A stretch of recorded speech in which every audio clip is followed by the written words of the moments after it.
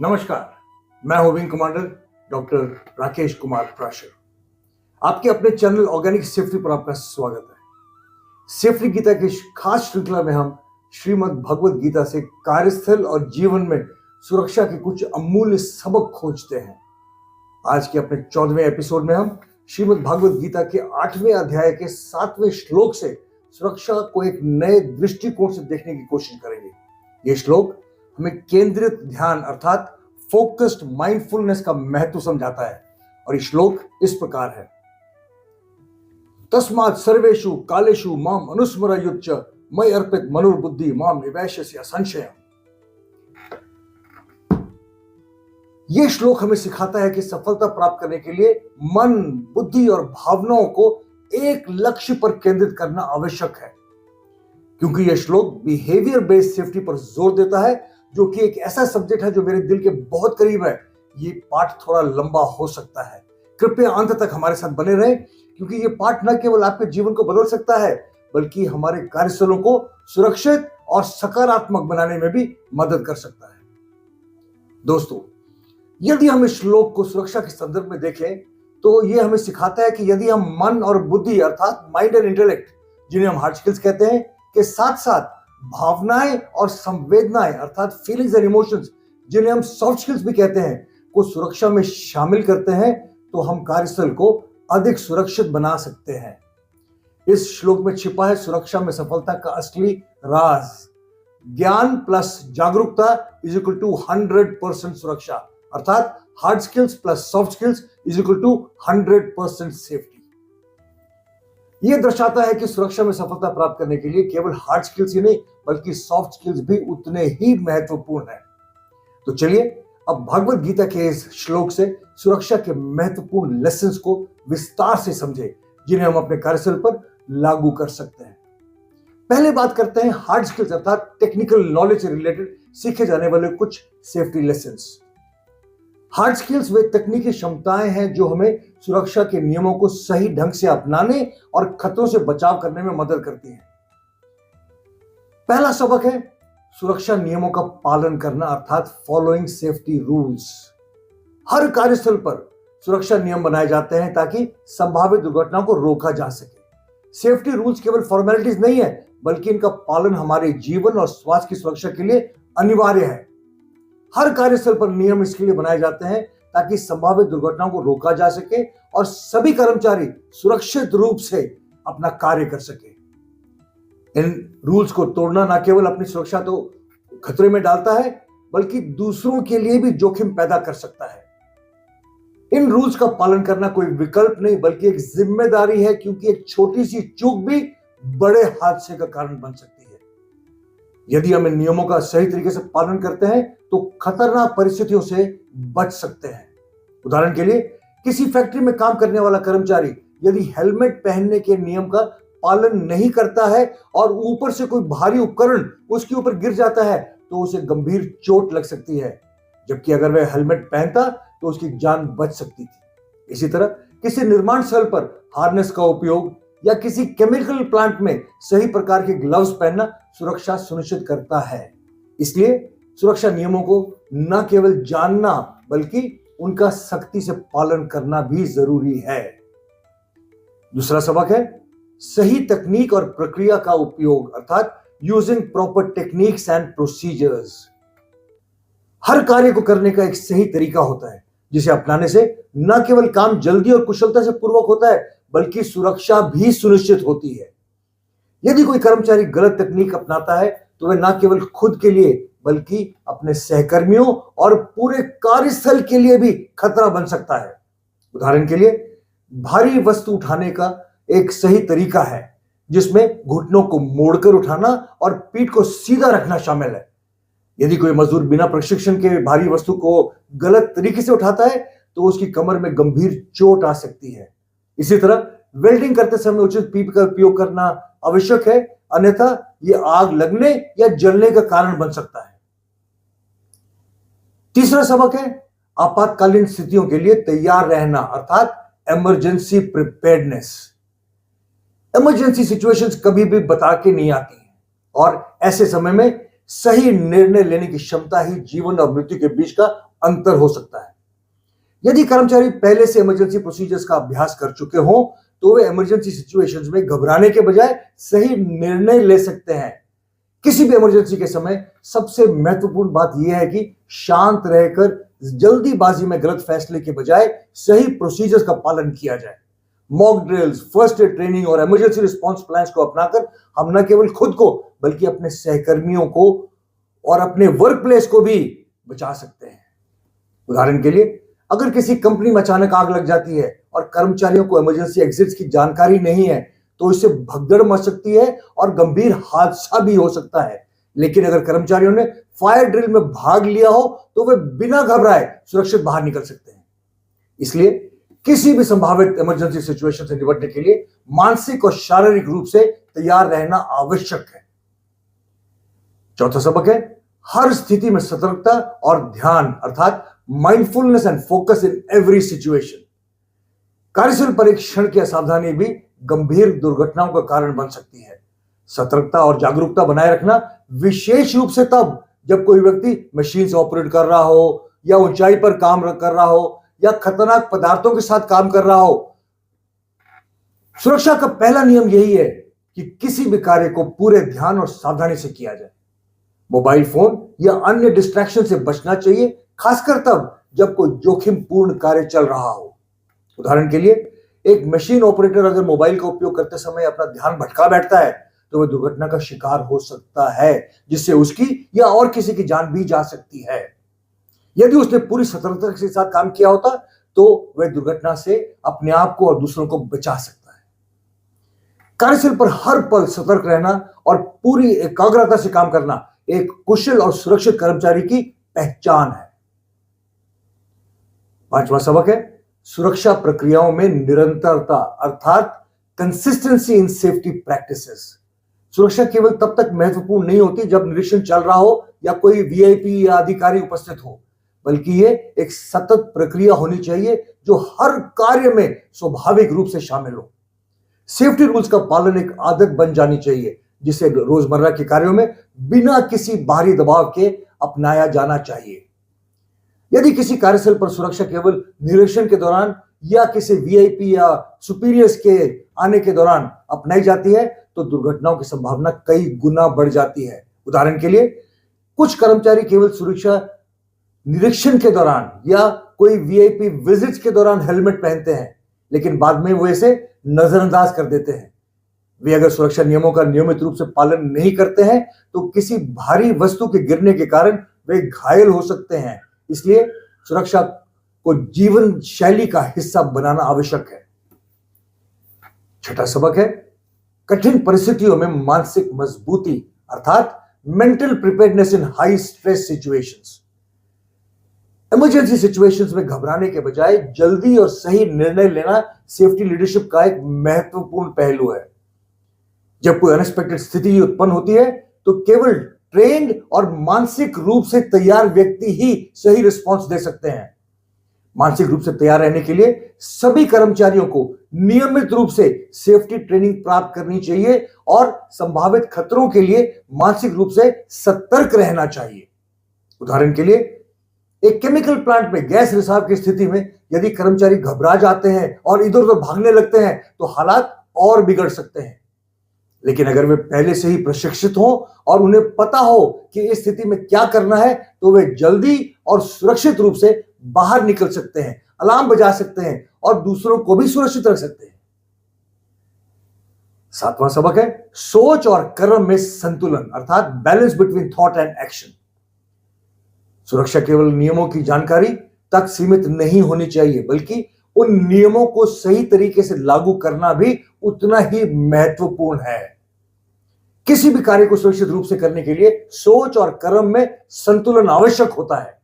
यह संतुलन तब बनता है जब व्यक्ति केवल सेफ्टी प्रोसीजर्स को जानने तक सीमित ना रहे, बल्कि उन्हें रोजमर्रा के कार्यों में व्यवहारिक रूप से अपनाए। उदाहरण के लिए, अगर कोई कर्मचारी ये जानता है कि पीपी पहनना जरूरी है लेकिन फिर भी इसे पहनने में लापरवाही करता है तो उसका ज्ञान व्यर्थ है। सुरक्षा सुनिश्चित करने के लिए उसे पीपी पहनने के महत्व को समझना होगा और इसे नियमित रूप से उपयोग में लाना होगा। दोस्तों, हार्ड स्किल्स के संबंध में महत्वपूर्ण बात यह है कि कार्यस्थल पर सुरक्षित रहने के लिए सही तकनीकों को सीखना और उनका सख्ती से पालन करना कोई ऑप्शन नहीं बल्कि एक रिस्पॉन्सिबिलिटी है। चलिए बात करते हैं सॉफ्ट स्किल्स अर्थात पर्सनल स्किल से सीखे जाने वाले कुछ सेफ्टी लेसन्स की।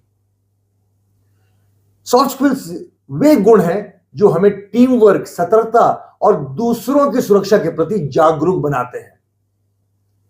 इसमें सबसे पहला सबक है सुरक्षा के प्रति जागरूकता और जिम्मेदारी अर्थात सेफ्टी अवेयरनेस एंड रिस्पॉन्सिबिलिटी।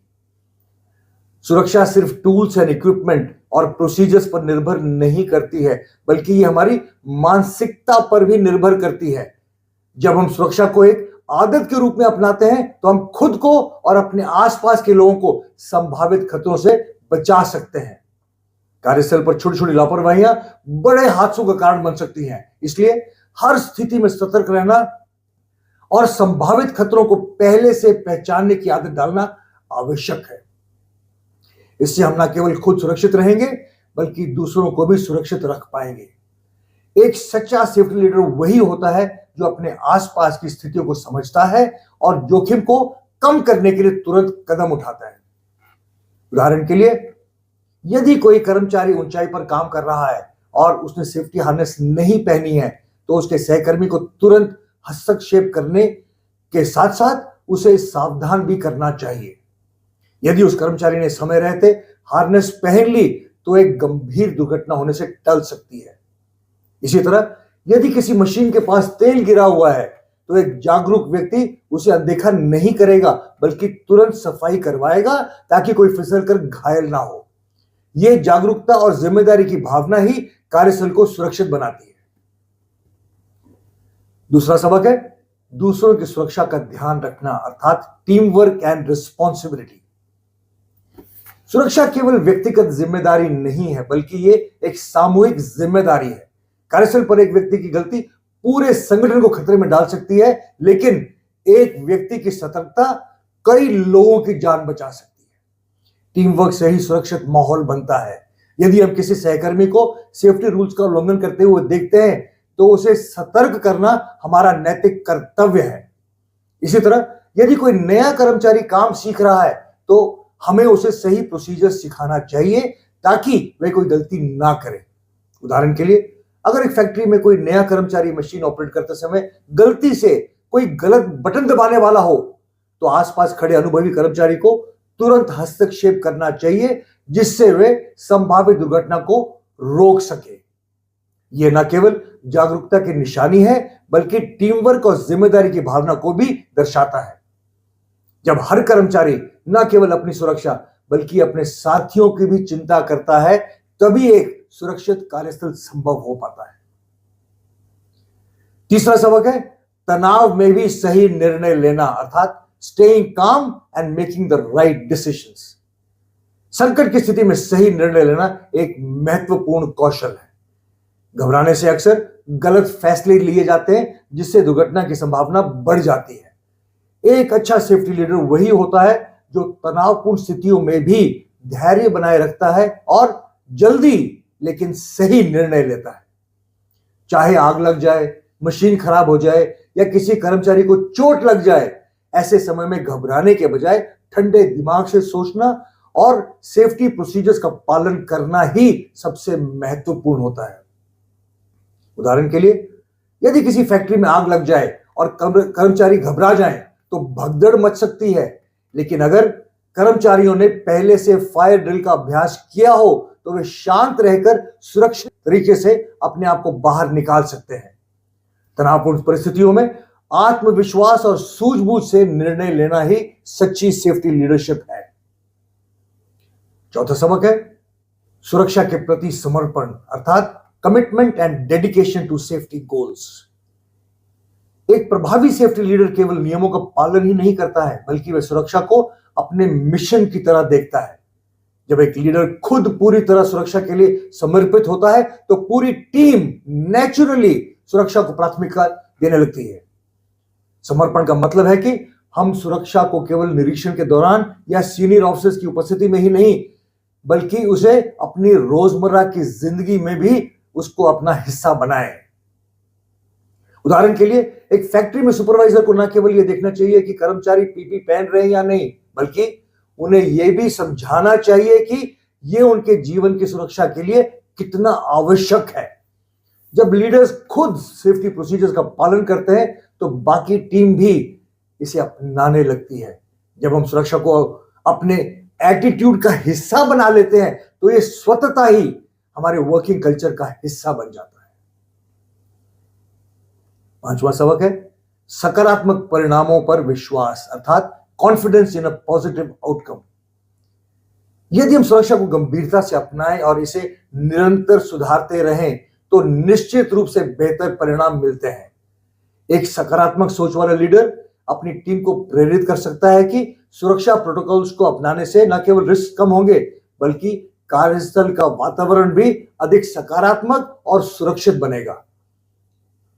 जब कर्मचारी ये समझते हैं कि सेफ्टी केवल रिस्ट्रिक्शंस नहीं बल्कि उनके लिए लाभदायक है तो वे इसे दिल से अपनाने लगेंगे।